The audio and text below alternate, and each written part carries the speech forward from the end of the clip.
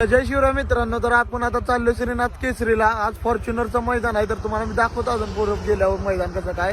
पारनाक्यात पोहोचलोय आपण आता. पारनाक्यात चाललोय पुढं. तासगाव मध्ये महाराजांच्या पुतळ्यापाशी आहे हा. तर आता मैदानापाशी पोहोचलोय. बघा किती गर्दी आहे हा. गर्दी तर लय आहे हा. मला दाखवतो अजून पुढे गेलं.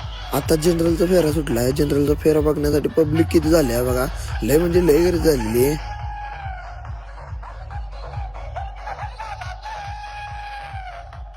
गाडींवर बघू शकता, सगळं दुरच बसलाय गाडींवर. पाक वाट लागल्या गाडींची.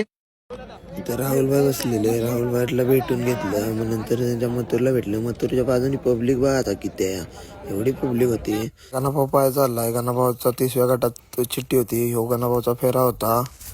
तर गर्दी एवढी होती की त्याच्याकडेच उचलायला लागत होतं. तर बघू शकता इथं बैल उभी आहे ती. मग नंतर एकनाथ शिंदे साहेब आले. मग ते आल्यानंतर काय मग 1.5 तास मैदानच बंद पडलं. हे बघा इथे पुन्हा साहेब बघत होते. तर मग नंतर गणाभाऊची सुट्टी केली घालना. गणाभाऊ कसा पळतोय बघा. आपल्या गटानंतर काय बकासूर पाहिलेला. बकासूर चाललेला नंबर टाकायला. मग नंतर पिस्टनला बघून घेतलं.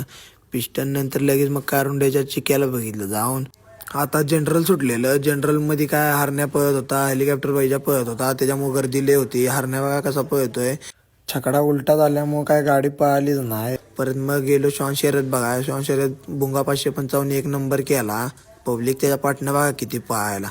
पब्लिक जे पळाली. मग आम्ही पण निघालो घरी. मग घरी जाताना ट्रॉफिक बघा किती लागले मध्येच. असे ब्लॉग बघण्यासाठी आम्हाला फॉलो करा. जय शिवराय मित्रांनो.